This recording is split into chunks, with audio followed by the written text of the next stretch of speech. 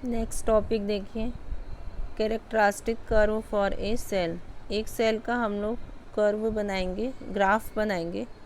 देखो, एक हमने सर्किट लिया है, उसके अंदर एक सेल लगाई है, एक लोड रेजिस्टेंस लगाया आर, इस सेल का इंटरनल रेजिस्टेंस है वी, इस सेल का ईएमएफ है ई, और इसकी जो ये ईएमएफ लिया हमने सेल का ई, और जो इसकी टर्मिनल वोल्टेज है वो है वी। ठीक है, अब हम इसमें ग्राफ बनाएंगे। देखिए ग्राफ कैसे बनाएगा। सबसे पहला ग्राफ आपका ई वर्सेस आर है। ठीक है, ई वर्सेस आर ग्राफ है। ई वर्सेस आर में आपको एक्स एक्सिस पर और वाई एक्सिस है। एक्स एक्सिस पे रेजिस्टेंस लिया है और वाई एक्सिस पर ईएमएफ ई लिया है। अब जब हमारे पास सर्किट में करंट ज़ीरो है, ठीक है, जिस समय सर्किट हमारा ओपन है, मतलब ये बाहर है, ओपन सर्किट है, उस समय करंट हमारी ज़ीरो है। तो आपको पता है कि जब करंट ज़ीरो है, जब सर्किट में करंट जा ही नहीं रही है, तो इस सेल का जो ईएमएफ है वो आर पे डिपेंड ही नहीं करेगा, इंडिपेंडेंट ऑफ आर हो जाएगा। मतलब यहाँ तुम जितना मर्जी रेजिस्टेंस लगाओ, 10 ओम का लगाओ, 15 ओम का लगाओ, 20 ओम का लगाओ, तुमने स्विच ही ऑन नहीं किया, सेल काम ही नहीं कर रही है, तो सेल का ईएमएफ इंडिपेंडेंट ऑफ आर हो जाएगा, सर्किट में कुछ भी लगाते रहो। ठीक है, तो उस समय ईएमएफ जो है इसका रेजिस्टेंस से इंडिपेंडेंट हो जाएगा और ग्राफ जो एक पैरेलल टू एक्स एक्सिस आएगा। ठीक है, ऐसे लरोड़ा में आपके ग्राफ बने हुए हैं। नेक्स्ट देखो, सेकंड है हमारा V वर्सेस R। अब हम पोटेंशियल डिफरेंस को R के साथ करेंगे। ठीक है, पोटेंशियल डिफरेंस को करेंगे तो इसका मतलब क्या हो गया, सर्किट क्लोज हो गया, है ना। अब देखो, अब हम लोग अपने ग्राफ में यहाँ पर हमने V ले रखा है और यहाँ पर हमने R ले रखा है। ठीक है, अब क्योंकि हमारे पास सेल के अंदर का सब अब हमें पता चल गया कि सेल के अंदर इंटरनल रेजिस्टेंस भी होता है, सेल का अपना ईएमएफ भी होता है। जब सर्किट क्लोज होता है तो ईएमएफ और पोटेंशियल डिफरेंस में डिफरेंसेस होते हैं, ईएमएफ ज़्यादा होता है, पोटेंशियल डिफरेंस, ये सब हम जानते हैं। इन सब बातों को ध्यान में रखते हुए ग्राफ बनेगा। अब इसका फार्मूला भी हमें आता है। ये फार्मूला हमारा होता है, वी के लिए बना रहे हो ना, तो वी का फार्मूला लिखो आई इंटू आर। लेकिन अब आई को भी आप जानते हो कि आई क्या रखनी होती है हमें, अभी पीछे मैंने डिराइव करवाया। आई की जगह EMF of the cell upon R plus R. ठीक है, और फिर ये हो गया मल्टीप्लाइड बाय आर। ठीक है, अब ये जो आर है, इस आर को अगर आप इसके नीचे ले जाओ, ले जा सकते हो ना, इस आर को इसके नीचे ले जा सकते हो ना, आर प्लस आर को इसके नीचे ले जाओ, क्योंकि ये ऊपर से नीचे आ सकता है, इसको नीचे से ऊपर ले जा सकते हो। तो ये बन जाएगा तुम्हारा ई अपॉन, ये आर से आर कटेगा, 1 प्लस आर अपॉन आर। तो ये फार्मूला बन गया V is equal to E upon 1 plus R upon R. ठीक है, तो पहले ये फार्मूला निकाल लिया। अब हम लोग इसमें ग्राफ बनाएंगे। अब देखो, जब सर्किट तुम्हारा क्लोज है, ठीक है, तो उस समय जब हम यहाँ पर देखें, अगर R ज़ीरो है, रेजिस्टेंस अगर ज़ीरो है, तो वोल्टेज भी ज़ीरो होगा। ठीक है, तो ये हमारा ये पॉइंट आ गया, जो सबसे पहली बात लिखी है, व्हेन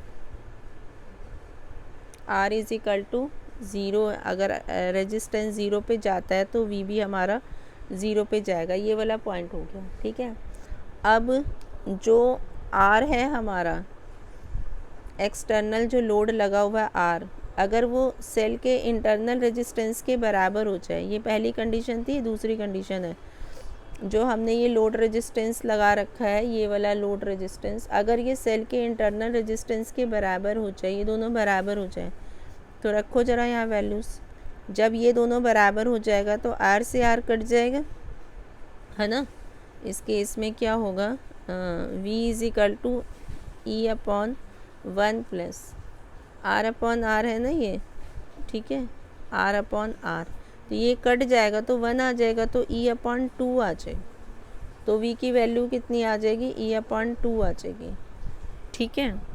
कब आ जाएगी, ग्राफ में कितनी दूर तक आ जाएगी, जब आउटर रेजिस्टेंस, लोड रेजिस्टेंस और इंटरनल रेजिस्टेंस जब तक बराबर है, यानी कि यहाँ तक मान लें इसको, अगर R is equal to R है, ठीक है, तो हमें ये पॉइंट यहाँ कहीं मान लेते हैं कि ये हमारा V जो है उस समय E अपॉन 2 के बराबर हो जाएगा, तो इसको मिला लो, यहाँ पर एक पॉइंट आ गया, ठीक है।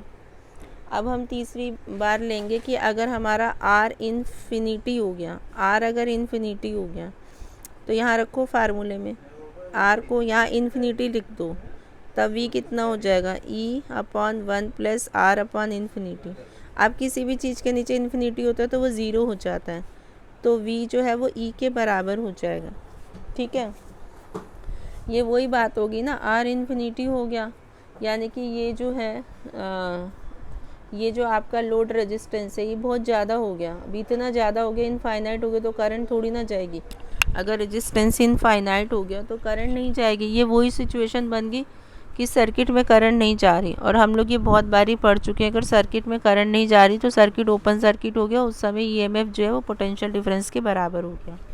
तो अब हमारा V जो है वो E के बराबर हो गया, तो अब यानी कि जब R इनफाइनाइट हो गया तो इनफाइनाइट की कंडीशन क्या हो गई, भी यहाँ आ गया ना, ये R इनफाइनाइट यहाँ आ गया, तब क्या होगा हमारा कि V जो है वो E के बराबर हो जाएगा, तो ग्राफ कुछ इस तरीके से मिलेगा। तो उसके बाद ये ऐसे लेने लगेगा शेप, तो यहाँ पर आप देखोगे इस पोर्शन पर कि V जो है वो E के बराबर हो गया, तो इस तरीके से ग्राफ आपका बनेगा।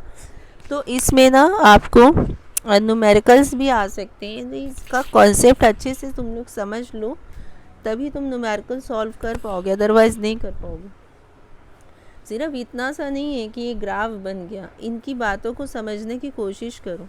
सबसे पहले हमें ये फार्मूला याद रखना चाहिए, ये वाला फार्मूला, फिर हम इस पे R की कंडीशंस बता रहे हैं। जब हमने रेजिस्टेंस बाहर ज़ीरो लगा रखा है तो इसका क्या मीनिंग है, जब आपने बाहर रेजिस्टेंस ज़ीरो लगा रखा है तो क्या मतलब हुआ उसका कि R जो है वो ज़ीरो हो गया, लोड रेजिस्टेंस जो है वो ज़ीरो हो गया। जब लोड रेजिस्टेंस ही ज़ीरो हो गया तो फिर उसके अक्रॉस पोटेंशियल डिफरेंस तो ज़ीरो हो ही जाएगा ना। जब रेजिस्टेंस की वैल्यू ही ज़ीरो है तो उसके अक्रॉस पोटेंशियल डिफरेंस ज़ीरो हो जाएगा। जब यहाँ R ज़ीरो डालोगे तो V ज़ीरो हो जाएगा।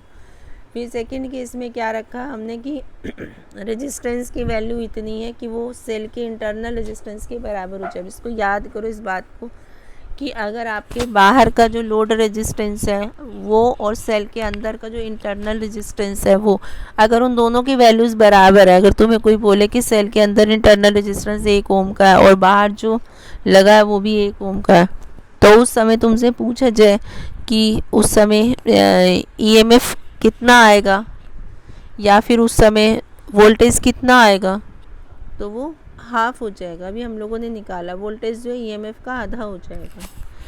और अगर रेजिस्टेंस इनफाइनाइट हो जाए तो इनफाइनाइट का क्या मतलब है, करंट नहीं जाएगी, ओपन सर्किट हो गया। ओपन सर्किट हो गया तो उससे क्या मतलब हुआ कि ईएमएफ जो है वो वोल्टेज के बराबर हो जाएगा, तो ई और वी जो है इक्वल हो जाएंगे अगर आपका रेजिस्टेंस इनफाइनाइट आ रहा है, ठीक है। तो ये हो गया। अब नेक्स्ट इसमें है आपका V वर्सेस I ग्राफ, ठीक है। अब नेक्स्ट हमारा है V वर्सेस I ग्राफ। अब इसको देखो कैसे करेंगे। इसमें भी हम लोग अपना फार्मूला वही लेते हैं जो अभी हम लोगों ने फार्मूला पढ़ा। क्या पढ़ा था हमारे पास, formula E is equal to V plus V dash था। अभी मैंने पीछे पढ़ाया था तुम लोगों को। V डैश किसका होता है, सेल के अंदर का होता है ना, और V किसका होता है, बाहर का जो लोड रेजिस्टेंस है वो होता है। तो V को हम लोग V रखते हैं, V को हम लोग V रखते हैं और इसको हम कर देते हैं I इंटू आर डैश। तो V के टर्म्स में अगर इक्वेशन निकालना चाहें तो E minus I R dash, ये आगे इक्वेशन, ठीक है। इससे हम लोग ग्राफ बनाएंगे। अब देखना ध्यान से, तुम लोग v को कहाँ ले रहे हो, वाई एक्सिस पर ले रहे हो ना, v यहाँ ले रहे हैं और किसका ग्राफ बनाना हमने, v और i का बनाना। तो यहाँ पर अब i हम यहाँ ले रहे हैं, एक्स एक्सिस पर ले रहे हैं, ठीक है। तो जो एक्स एक्सिस पर है ना, इसको हम लोग उस इक्वेशन में बदलना चाहते हैं। देखो i तुम्हारा एक्स एक्सिस पर है और v तुम्हारा वाई एक्सिस पर है, तो इसको हम लोग स्ट्रेट लाइन की इक्वेशन में बदलना चाहते हैं। जो तुम लोगों ने 11th में स्ट्रेट लाइन की इक्वेशन पढ़ी थी, y equal to M X plus C वाली, उसमें बदलना चाहते हैं। तो v की जगह तो y हो गया, v equal to X axis के साथ जो होता है उसको पहले लिखना होता है, तो इस टर्म को पहले लिख देते हैं, माइनस आई आर डैश, ठीक है। और ये e जो है ये इधर आ जाएगा, प्लस e, ठीक है। अब देखो ये हमारा बन गया, ये माइनस आ गया, इसका स्लोप क्या आ गया, ये देखो m क्या आ गया, ये माइनस में आ गया, x तो i है और ये इंटरनल